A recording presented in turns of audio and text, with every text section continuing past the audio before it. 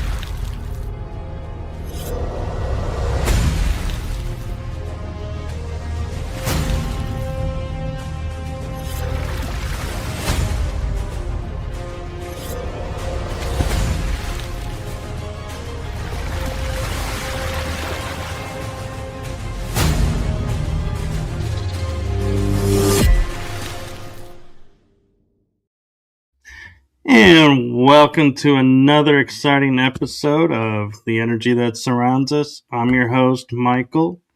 And tonight's guest, I will say in full transparency, I am super excited to have on.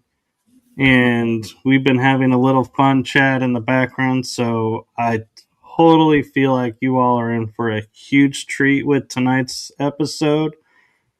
And as always, the show goes where it goes, so we'll try to cover topics, but we go where we go, so enjoy the ride, enjoy the journey.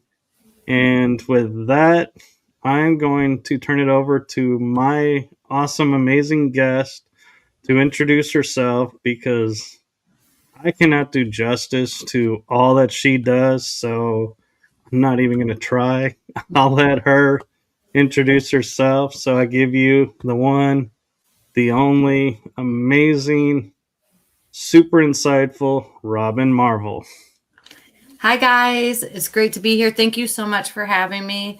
I am an author, speaker, engineer. I work a lot with childhood trauma. I had a really tumultuous childhood, grew up pretty rough, a lot of homelessness, a lot of abuse, a lot of neglect, and grew up kind of following that path and started drinking at a very young age, became a teen mother, and continued on that path a little bit, and then decided that wasn't the life that I was going to live anymore and started making changes. Not the flip of a switch. I never implied that I just like woke up one day and everything was great. You know, it's not the way life works, but I decided to put the work into myself and into improving. And now I have 7 published titles and an 8th that's slated to come out this year.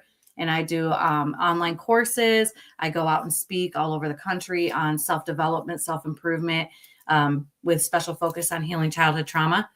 And so I just do a little bit of everything. And I am an engineer by trade. And so I do that as my 9 to 5 and get to do cool stuff like this, being on your show. Well, thank you for coming on. And you kind of hinted at, what brought you like your aha moment to changing things, but I'm kind of curious, what were some of the signs that you saw that, made you sit there and say, hey, wait a minute, my life is actually worth living, so to speak, and I need to change my ways?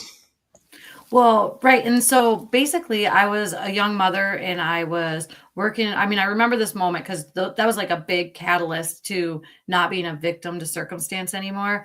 I grew up where everybody around me was a victim to circumstance. Like Like I said, we were homeless a lot. There was not a lot of financial responsibility, a lot of drug abuse and stuff. So I was kind of following that suit, not with the drugs, but drinking. And I was sitting in my living room the morning after I'd gone out, and I had my young daughter running around. And I remember this day like it was yesterday. And I looked at her and I was like, this is not the way my story's going to end. Like, I did not, I grew up the way that I did, but now I'm in charge. And so I had to start learning what I was worth, which sounds so silly to so many people because a lot of people think that's just something that you just always know, but not if you grow up in a neglectful, abusive environment. You don't know that. So I had to start learning that I was worth something. And it sounds so cheesy what I did, but honestly, I just started reading a lot of self improvement books, and one of them, called The Art of Happiness, struck me like a lightning bolt. And it said, this is not verbatim, I'm just kind of summarizing. And it said, stop blaming everybody else for the circumstances in your life. Like, let your spouse off the hook, let your parents off the hook, let your children off the hook, because you're the one in charge of your reality. You're the one in charge. And I was like, wait a minute, what? Like, I was stunned because I'd always been taught stuff happens to you, right? Like, life's just hard. This is the way it's supposed to be. And you struggle, and that's the way it goes. And so it was like the most eye opening thing when I was like, oh my gosh, the ball's on my court. Holy shit, game on. And from then on, I just started working on improving myself. And that's what led to a lot of the exercises. Pretty much all of the exercises in my books are things that I actually did that took me from the struggle and all of the poor choices into the life of success I live now.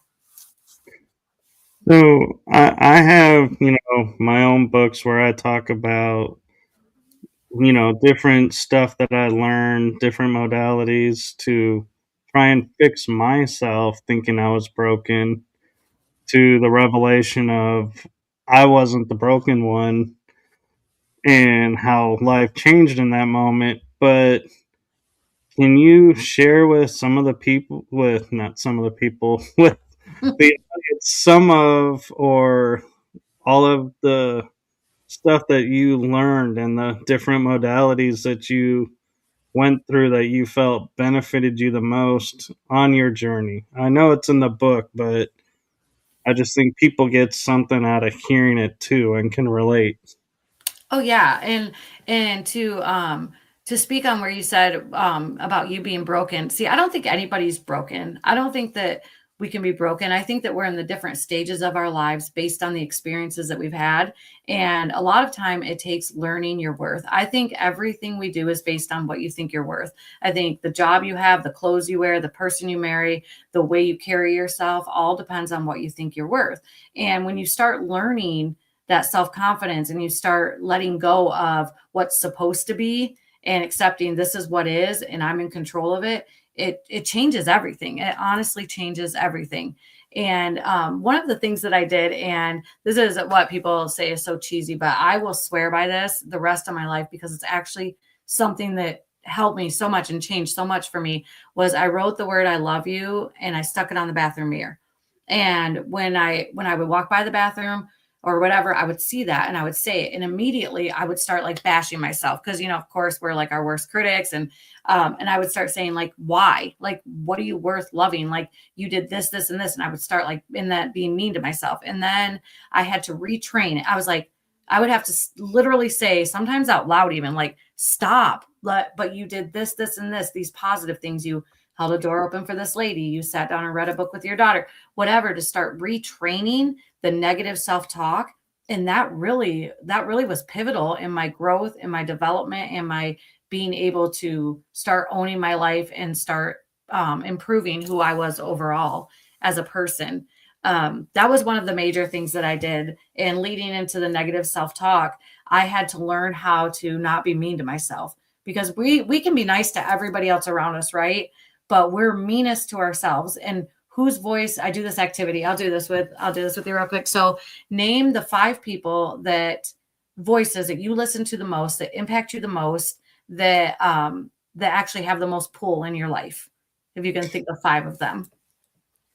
Well, one will be strange because it's from the other Well, side, you but don't have that to would tell me. be my dad. You don't have to tell me who it is. You keep Oh, it to okay. yourself. Nope, you just keep the 5 to yourself, and I encourage Okay. everyone to do this, and I do it in all of my, conferences, I do this in my books, any opportunity I get, I share this exercise. So, do you got your 5? I do. Okay. Did you list yourself? Actually, no. Right? But whose voice do we listen to the most? I mean, literally, like that's just a fact. Who are we with constantly? Who is the most impact on us? Ourselves, our own voice. We might get these other pieces from other people, but what we say about ourselves is our truth, right? We accept it. Right. People can say whatever they want about us, and we can take it for truth or we don't have to. And so our voice is deciding what we think of ourselves every single day. And so most people don't say themselves because you don't think about that as, but you're your biggest cheerleader or your biggest critic. You make or break yourself every day. Yeah. I mean, you can talk yourself right down to nothing and believe it if that's what you want to do. So that was another really big one. And I still to this day practice the no negative self-talk. I did a rubber band, and every time I would do that, I would snap that. I literally wrote the word stop and put it in my pocket. And so I would like anytime I started to like bash myself, I would like feel that and be like, no. And then this one's really pivotal. And I think this helps a lot of people. If you wouldn't say it to a 6-year-old child, if you wouldn't say it to a 6-year-old child, why the hell are you saying it to yourself?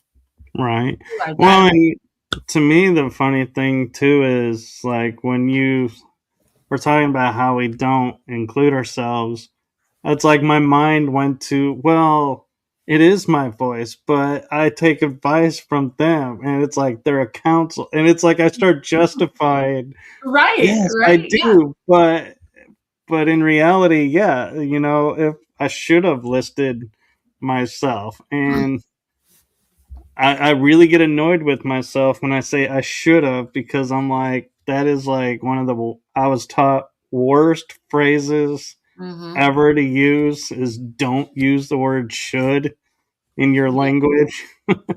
Yeah, the shoulda, coulda, woulda. It gets all of Yep. us. Yeah, and it's funny because, like you were saying, like you get the feedback from other people, and that, but it has to become your truth because, like I said, anyone can say anything they want about you, and that's um why loving yourself is so critical because people can say whatever they want and you get to interpret it and go, yep, that's true about me, nope, that's not true about me. But ultimately it's you deciding, you label yourself, that's what the thing is. And I try to, when I work with kids especially, because they're so influenced by bullies and outside voices, and they're so being molded right now, right? And so Right. I try to pound that home, like, listen, like you decide if that's true or not about you. They can say it all they want, but you make the decision if that's true about yourself or not. Yeah, and the point I was going with the justification that you start is what I always sit there and always will watch scenarios, watch experiences, even my own experiences. I love to watch from the third person. And the biggest thing I've ever noticed is why do we as a people, or I myself, always feel like when something is pointed out, we feel the need to go into justification mode, like justify why we did what we did or why we thought what we thought, instead of just accepting, yeah, you're right, I should have. Yep. It's like we're like, no, it's not I should have accepted it. It's, well, I did, but I just didn't think that's what you wanted to hear. And it's like, I'm not needing to justify anything. Why am I in justification mode? It's the people pleaser in you. And we all have it, but some of us it has more control over our lives, but we're trained from a young age to always make people happy. As a young kid, like you're trying to appease your parents or your grandparents, and then you go to public school and you're trying to appease your teachers and then your girlfriends and your friends, you know what I mean? So we're always trying to please people and finding the truth within ourselves and going, nope, you know what? This is my journey. It's my life. I'm making the decisions for it. Then you can free yourself from that level of people pleasing. But we all have that. I know we do. Right. So let me ask you this from your personal experience and from your life history.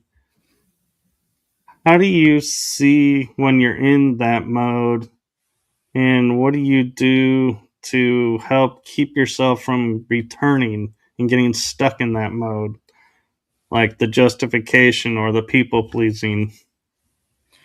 Because I know I'm very strong in my convictions of who I am and where I wanna go, and I feel like I didn't go through all of that stuff because it's hard to change. It's a challenge for any of us just to change, like, our favorite pop, like, we get we get addicted to our soda, whatever you guys call it down there in Texas, but we call it pop up here in Michigan, but just to change that is a big deal, right? So Yeah, imagine changing something that has been who you are for all of these years. And I went through a lot of hell to get to be who I am right now today. And so I like that. I like who I am today. So there's no doubt in myself that I'm just going to keep growing and excelling, and I stay focused. I work on myself all the time. I don't ever think I know I won't ever be a finished product. You know what I mean? I'm always going to be learning, always going to be growing, always going to be changing in a positive way. So there's no thought pattern of mine. I've changed those habits. And that's what I really focus on in my books and my workshop, especially my online course is about where these are not just changes that we think about. These are habits. These are going to change our actual habits so we don't go back to it. I mean, there's scientific study after study after study that, rehearsing something over and over and over makes you better, makes you stronger. And that's really what we have to do with our habits and gaining new ones so we don't keep those mindsets. It's a total shift. And that's what I do for people in, like I said, in my books and especially in my online course. right. And I'm like hearing in my head as I'm hearing you talk and explain this. It's like my brain, like goes, I can totally see her in the Marvel universe. I wonder with her last name, does she ever get people walking up and being like, you really belong in that Marvel universe? Or is that why you picked that as your last name? Because you're from that universe? Yeah, it actually is my last name though. So yep. So it's just Robin Marvel. I don't have a middle name, so I'm just Robin Marvel. So Hmm. I often find that interesting why some people have a middle name and some don't. yeah. Yep.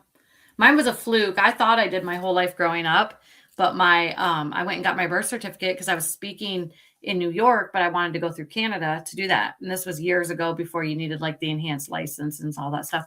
And I went and got my birth certificate and there was no middle name. And I said, Mom, my whole life she's been telling me my middle name was Jean, but it was in fact not. So anyway, yeah, so I'm just Robin Marvel. There we go. Well, I don't see why you couldn't be Robin Jean Marvel just Yeah, because it's not on a birth certificate. that's true. That's very true. I have been my whole life, so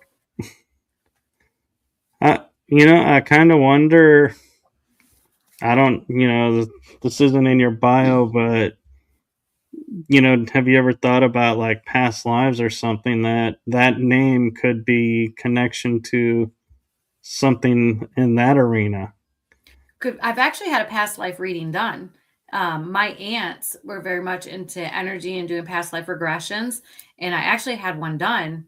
Boy, how old was I? 19, and I actually was an Indian and died in the past life and everything. Went through the entire regression, and it was really cool. It was a really neat experience. She did like entity removal and things like that too, and that was incredible. Like, I mean, I fully believe in energy for sure. I mean, obviously, and so those were really good experiences.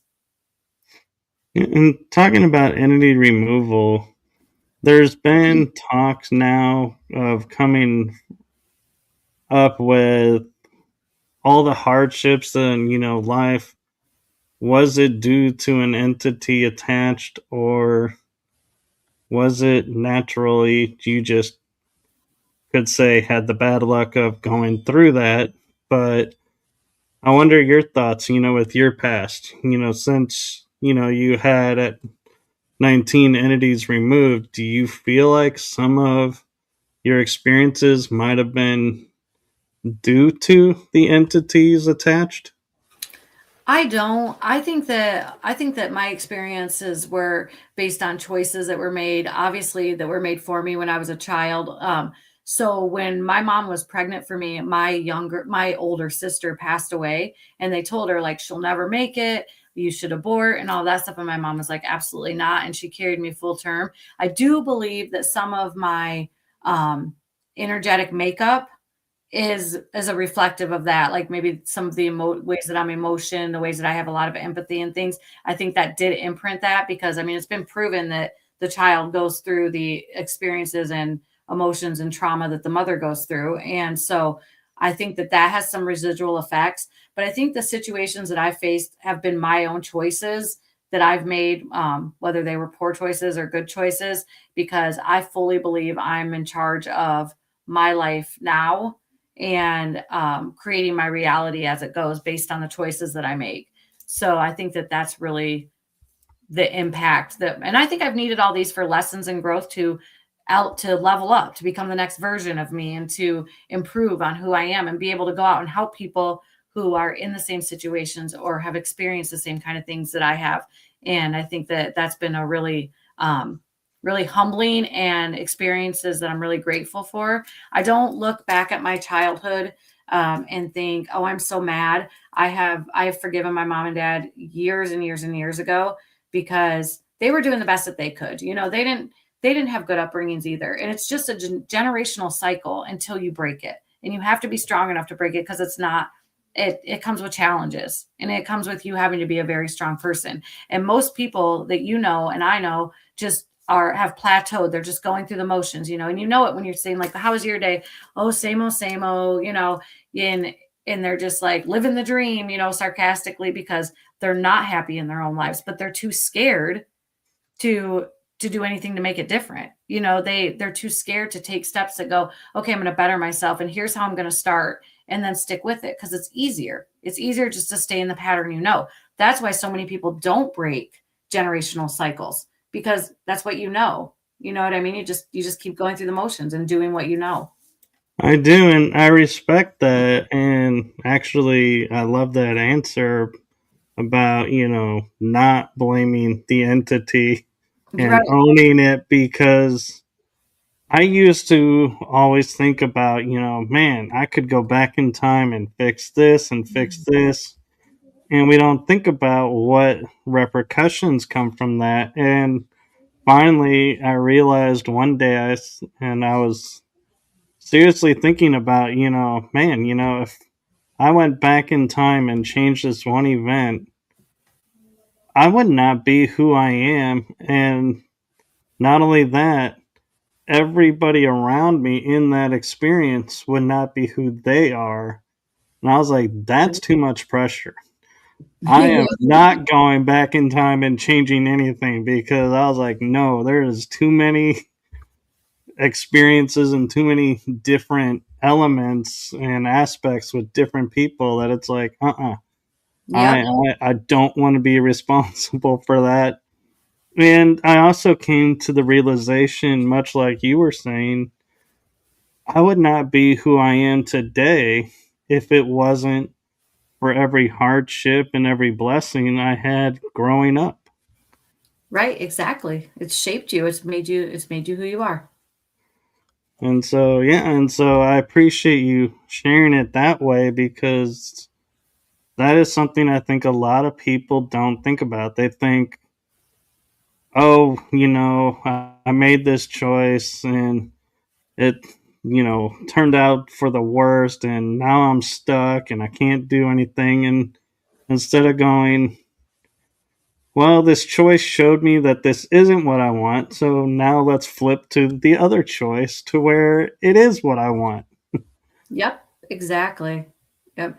That leads a lot into like failure. Like I always tell people, I don't believe in failure. And the reason why is because you always learn something, right? Like no matter what, you're going to learn something. So how can you fail when you're gaining something? That's my perspective on it. It's not everybody's perspective on failure, but it is mine because it's a stepping stone. If you go out to try to do something and you don't succeed at it, you learned what not to do. You learned some tips and tools to go on and do something different. So how is that a failure? That's a win to me. Even if you didn't get your projected end game, you still went out and you made those choices and you made some things and you learned. So you can't fail if you're learning because that's the whole plan, right? Is to learn and grow and become a better version of yourself every single day. Exactly. And it goes into the adage of people forget, we hear be careful what you wish for because you may get it. Right. But there's also another part of that people forget is be careful what you wish for because you may get it, but it may not be what you expect.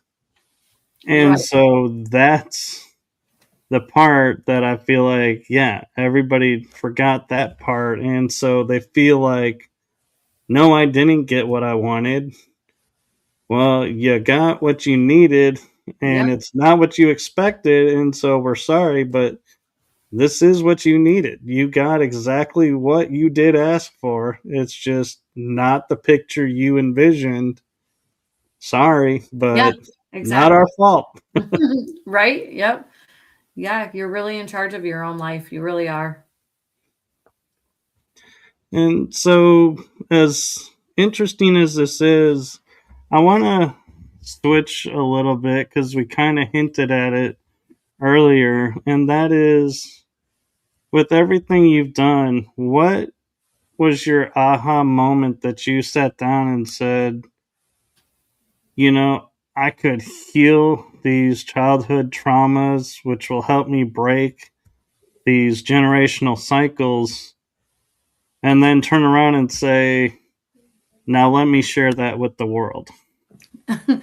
So, um, so what I decided was I wanted to do when I started healing and becoming the next version of myself, I wanted to give something to the world that would help them kind of learn and grow, and I wanted to share all this knowledge I had that I had went through. And so I decided to do a magazine. I was like, I'm going to write a magazine.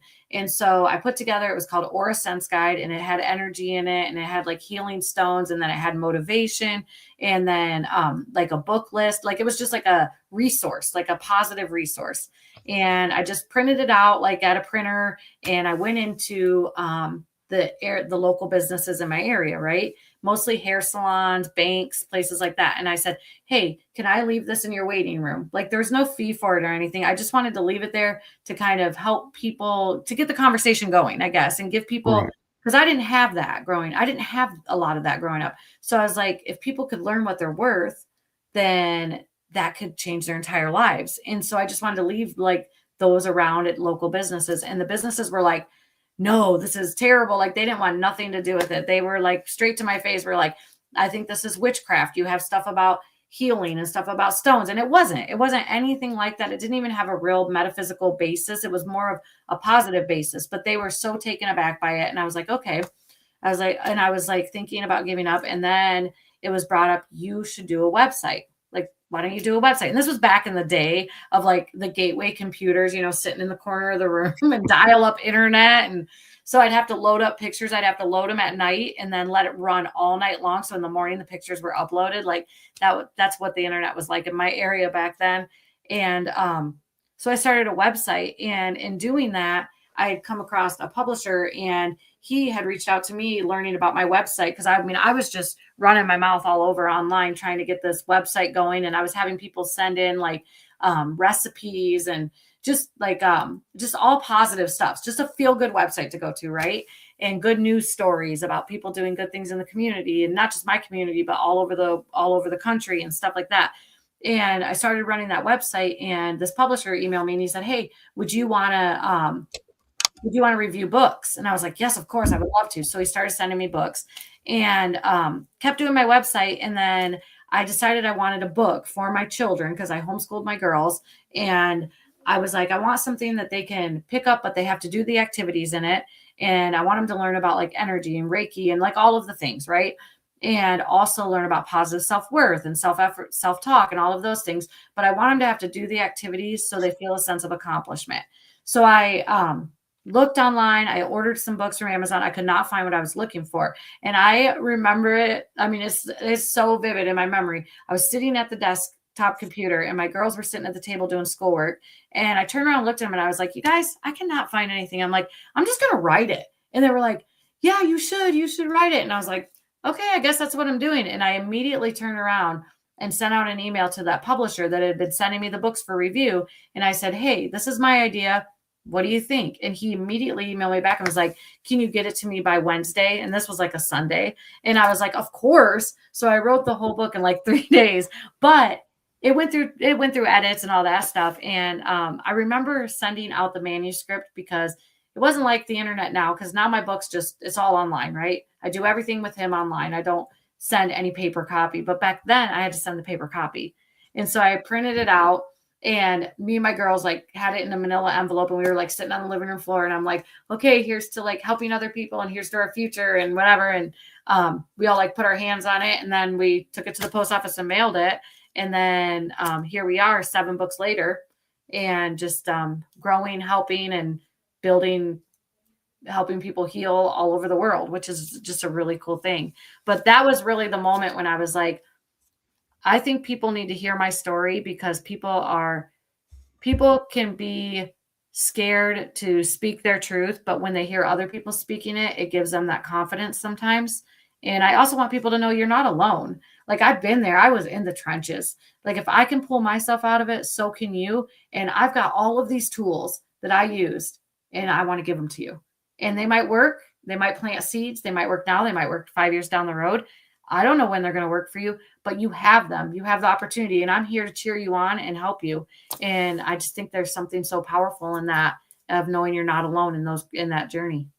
And what's amazing is, everybody looks at the world today and they don't realize, and I'm going to kind of age myself in this scenario, is like you were saying, all the hardships just to get a simple message out.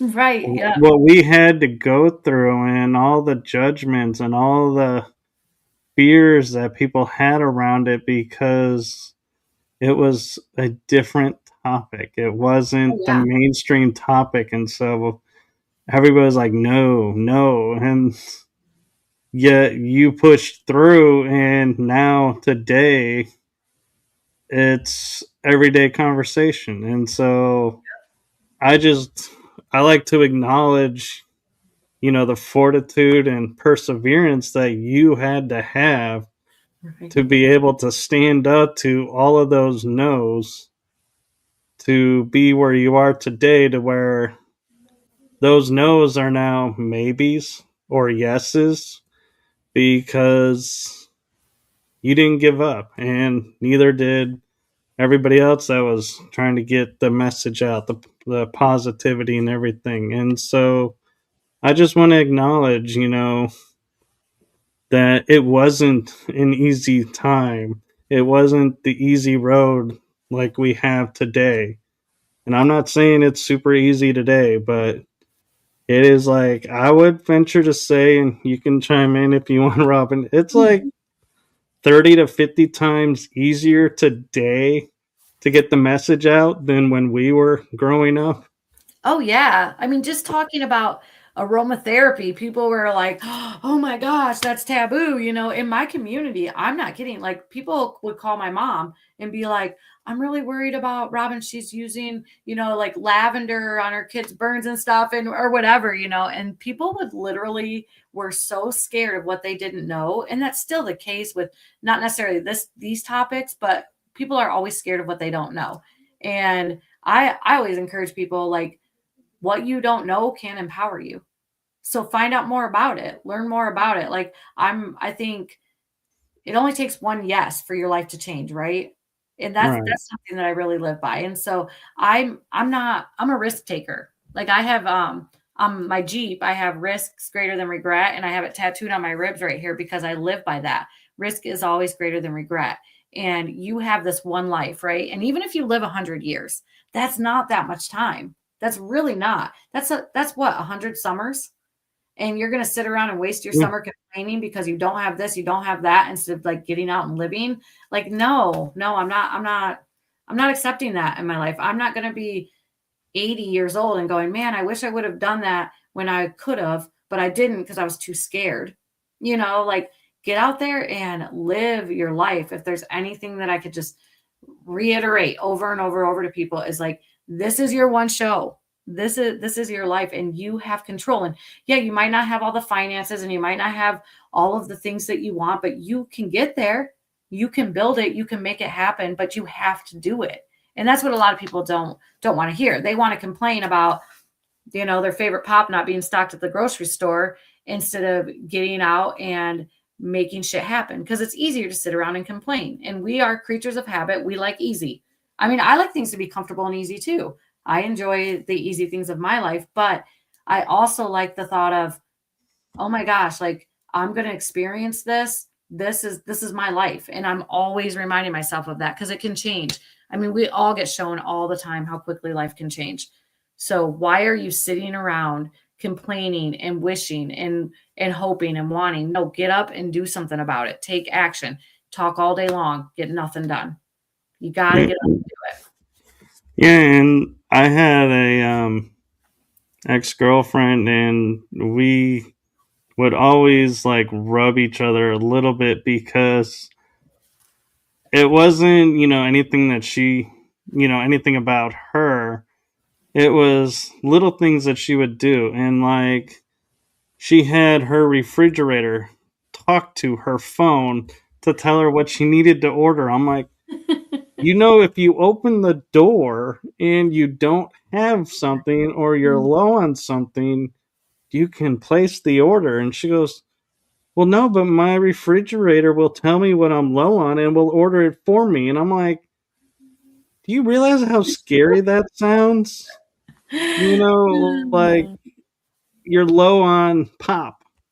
Well, maybe you're wanting to cut back. Your refrigerator doesn't know that. It's going to order you pop, and it's going to Yeah, show up. that's crazy to me. That's interesting. Yeah. And so I almost said our generation, but it's the generation now. They want everything at a push of a button. Don't have to lift a finger to go do anything. Yeah, And they're really getting ripped off though.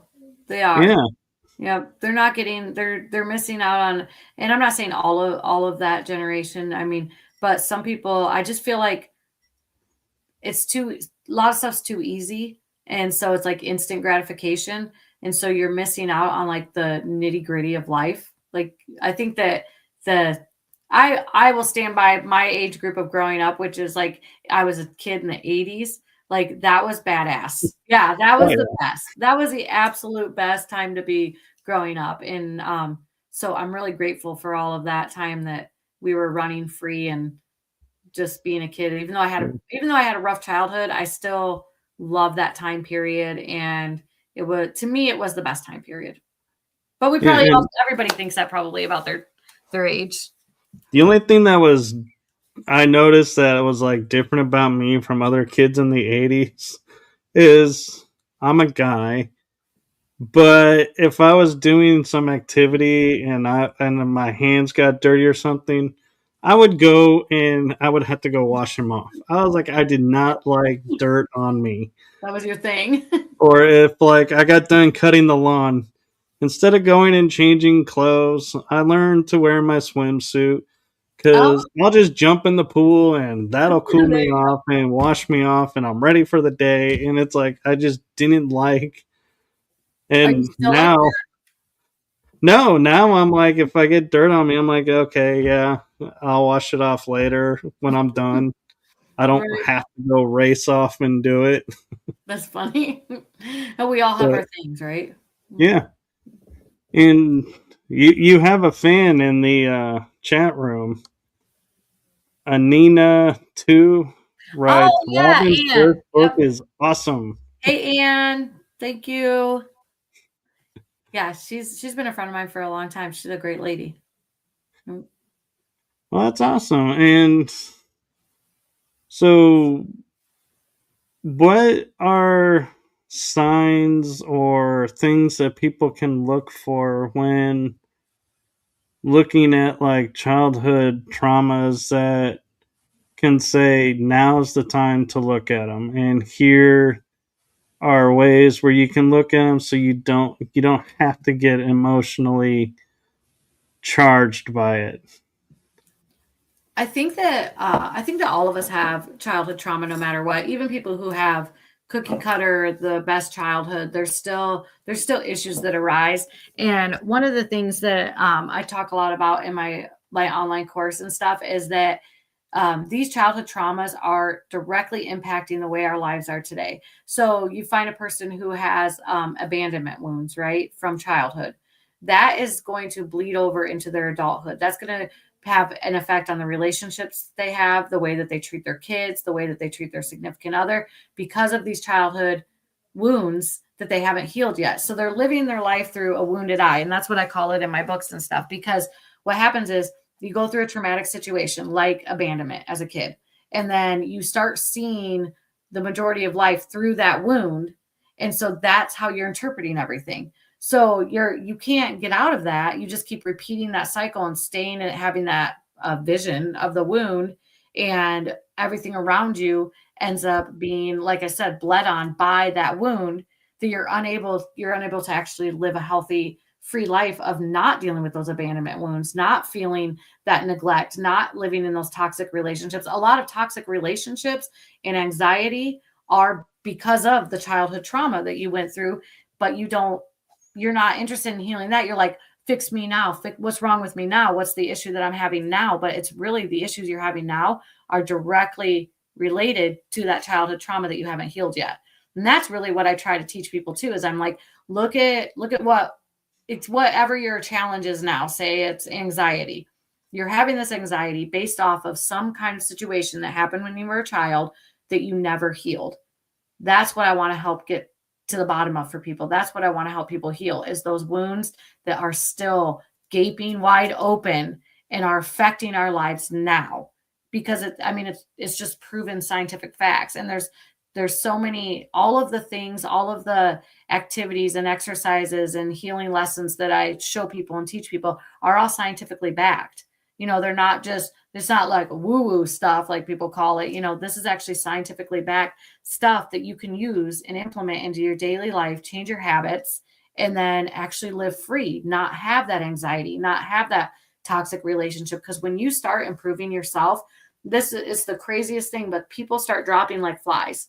Like when you start becoming a better version of yourself, people can't hang with it, because they're not healed themselves and they don't want to. That's another thing. If you don't want to heal, I can literally give people every tool in the entire world and spend countless hours with them. But if you don't want to make the changes, then you won't, because it's up to you. Like this is your show, this is your life.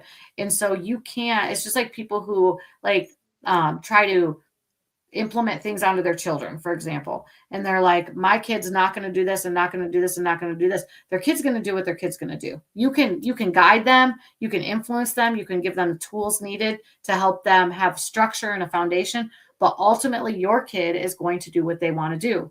So it works the same way with us. We're going to do what we want to do. So if you don't want to change, you don't want to invest in yourself, you don't think you're worth that, then why waste somebody's time? You know what I mean? Like why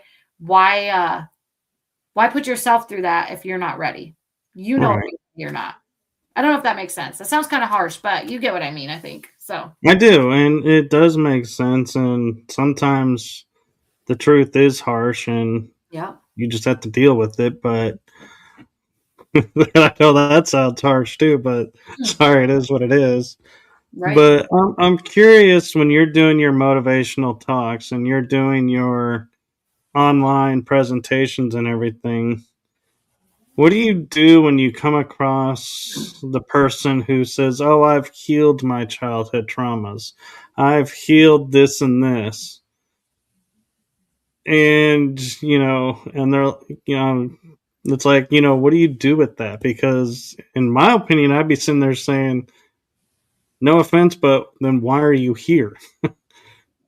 Right, and I think that you can heal, you could feel like your childhood trauma's healed, but you're gonna face things.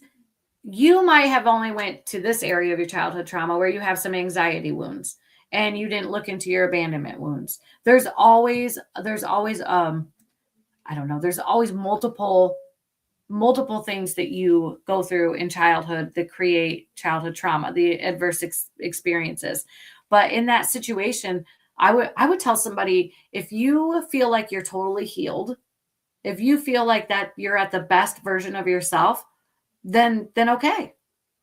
Okay, then good for you. Then that's where you're at. If you're still having issues and you feel like you've healed all of your childhood trauma, then maybe we need to look in a different direction. Maybe we need to look more into what you're doing in your current life. What situations are causing you this unhappiness, this anxiety, this miserableness in your current life? Because then we need to start looking at those situations. Because I think it's hand in hand, like your childhood trauma and then your daily trauma or your young adulthood trauma, because like my all of my healing that I needed and that I continue to need, because you're always working on yourself, is not just my childhood trauma. There's choices I made in my young adulthood, there's choices I made 5 years ago, you know what I mean? So there's always something like that to heal and to improve on, but you have to want to do it. We're always going to go back to, you have to want to do it.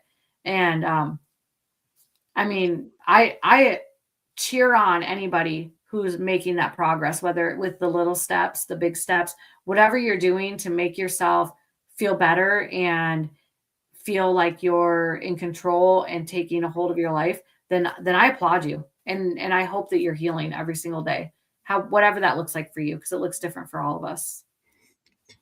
And right now, we're living in a world where the new catchphrase is like almost like the inner child. Everybody's focused on the inner child. Do you view the inner child as just childhood traumas that are there, or do you view the inner child as, okay, this is the aspect of you that is carrying the baggage of past lives, every scenario and every experience you've had in the womb into reality and grown up? I even started thinking, about, well, we're focused on the inner child, but what about the inner teenager, inner adult? What happens when the inner child grows up? Right. Because he doesn't always stay a child, in my opinion. Yeah, I agree with that. So for me, the inner child to me is those versions of you that were like neglected. And I think inner child and childhood trauma get intermingled, and I think that's okay. I think that a lot of people interpret, like they're saying, as a kid I didn't get to have the freedom to express myself because I had a really strict parent who made me dress a certain way. So then as an adult they're dressing however they want. And I think that's a form of healing your trauma. So I think that, I don't know, I think they go hand in hand. I really do. But I think that there's a lot of gameplay about inner child versus like the actual healing, the nitty gritty. Does that make sense? It does. I'm saying that, yeah. But I think that there's value in. I personally think anything anybody does to improve themselves is a win. Whether it's the smallest thing, it's getting up and not choosing a donut and choosing a piece of fruit. You know what I mean? Like all of these small changes lead to the big changes in your life. And that's what it all comes down to, is changing your habits. You have to change your mindset, you have to change your habits, and you have to stick to it, consistency. Otherwise, you're just going to keep repeating the same cycles. It's what happens. Look at New Year's resolutions. That's a perfect example. People get so overjoyed at the new year, and we're going to do this, and this, and they set these huge goals, unrealistic goals. And then halfway through it, 2 weeks into it, they're like, oh, I didn't make this goal. Of course not. Break your goals up in smaller steps. I have a book called Life Check. And that book is all about that kind of stuff, like how you break it into small steps, how you form your habits and things like that. And it's really focused on the motivational part of putting sticky notes throughout your house, reminding you, of different positive things about yourself. There's like a lot of activities like that. So that's kind of getting down to the breakdown of you as an adult versus the healing of your childhood trauma.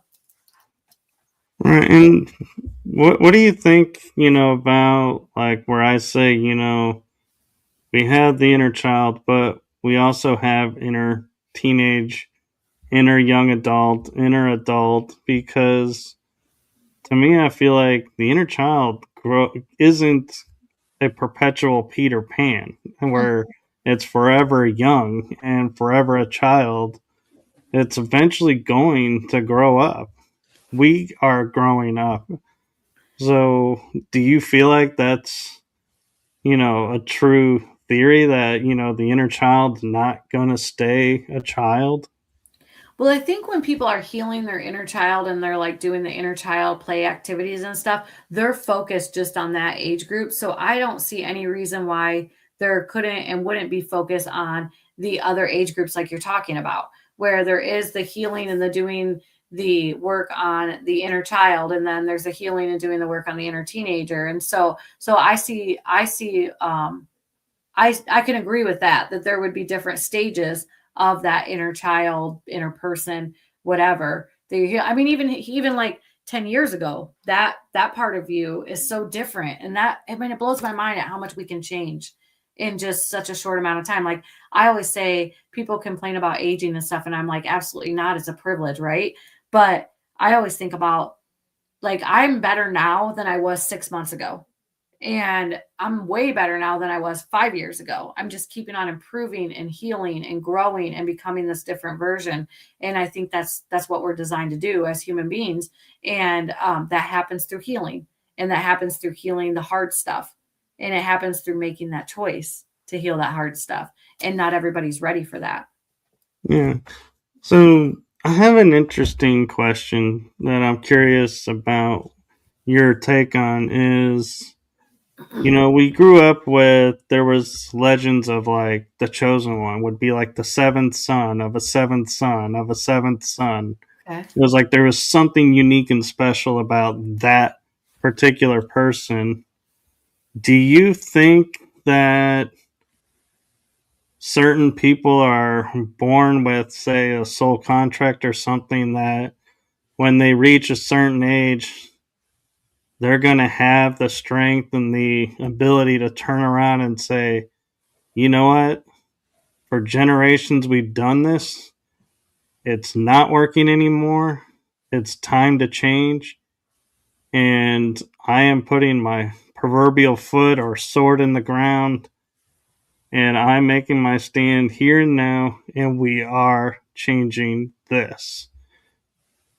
Do you think that that's how, some people are more, adept to doing that? Or do you think it's just the spirit has had enough and they're like, okay, time to change? We're at that pivotal point.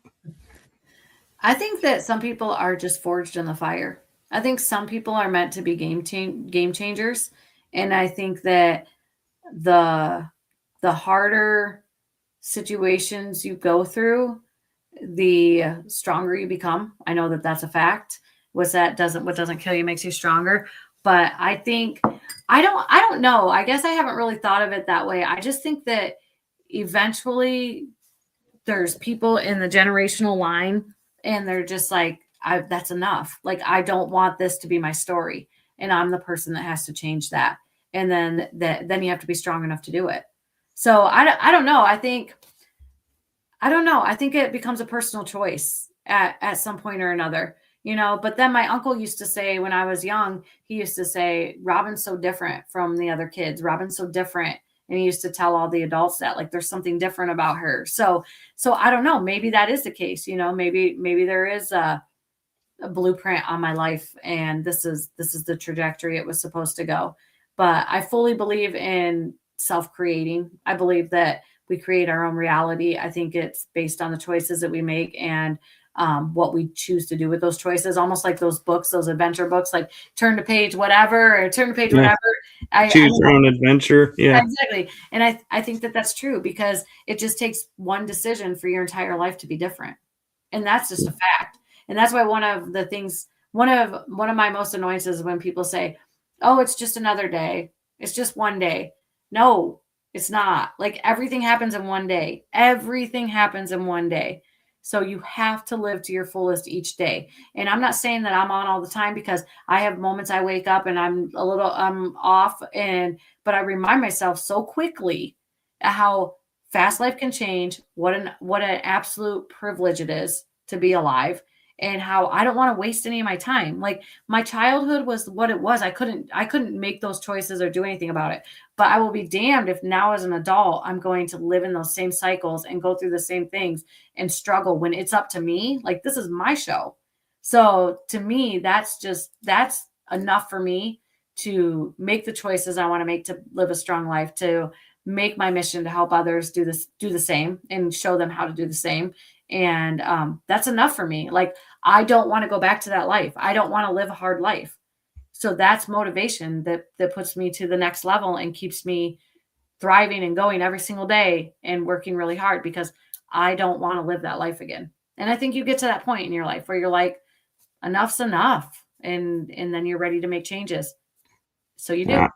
Yeah, I agree because I used to feel like you were saying, to quote, being forged and going, if I didn't have those experiences, I couldn't be relatable to a lot of people because I've lived through so many different type experiences that I have a frame of reference for everyone. So I started going, maybe that's why I grew up the way I did. And then I was like, yeah, but I probably could have learned those without that. But Not yeah, I this. guess.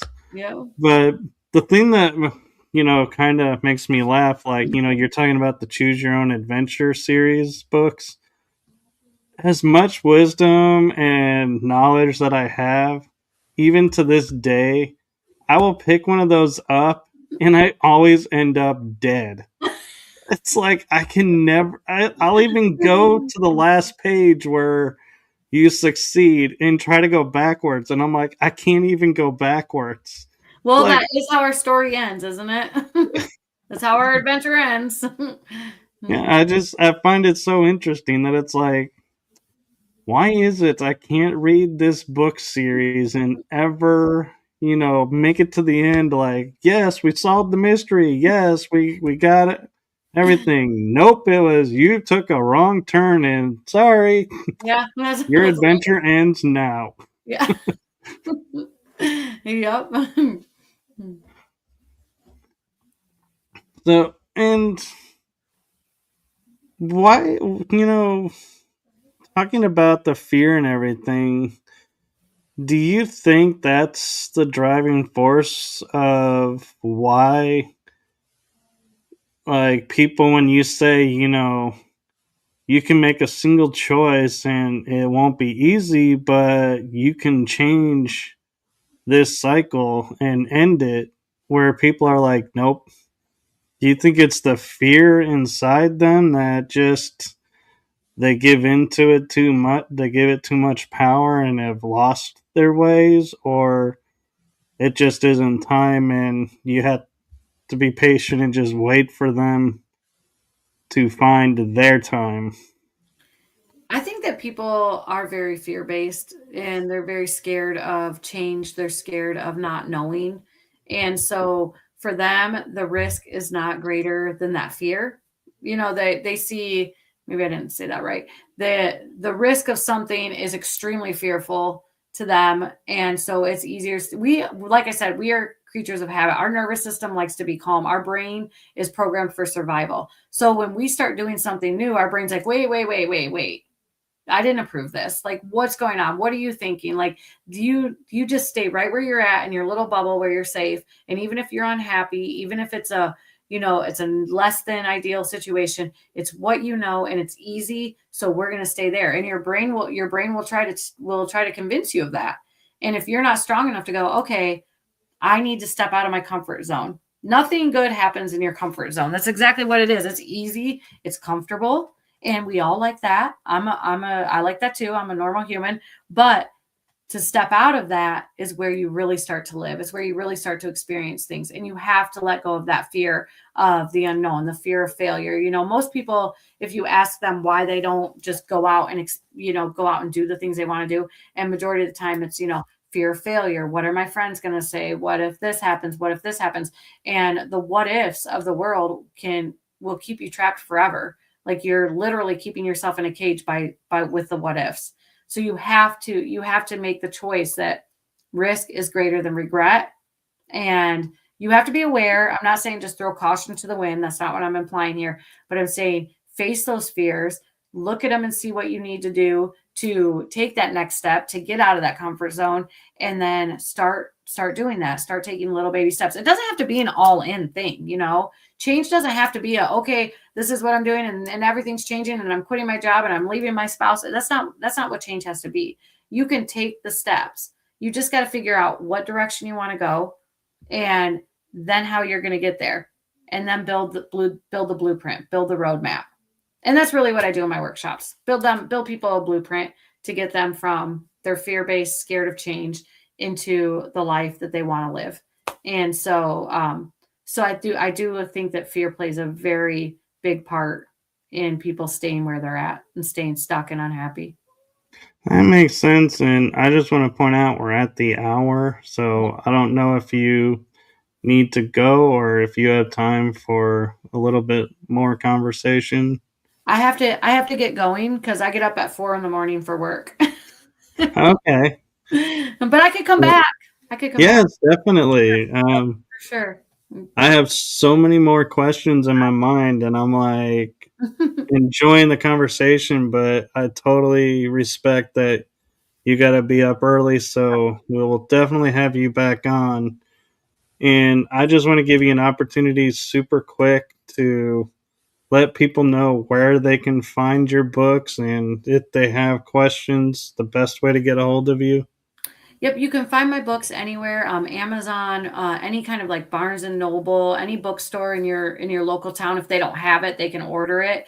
And you can find me at robinmarvel.com. I'm also on Facebook under Robin Marvel and TikTok under I am Robin Marvel. So you can find me all of those places. You can also Google me, Marvel author, and all of my information will come up there too. So Very cool. And thank you for coming on and thank you for trusting me as a host. And one last message I'll make real quick for you. And that is from my heart and the heart of my shows to you. Thank you for what you're doing for humanity. It's seen, heard, and appreciated. thank you. Thank you very much for having me. I hope you have a great night. Thank you. You too. And thank you to everyone in the chat room. And thank you to everyone that's watching this episode. Have a wonderful night and rest of the week. And we will see you on the next one. And with that, I will say good night, everyone. Good night.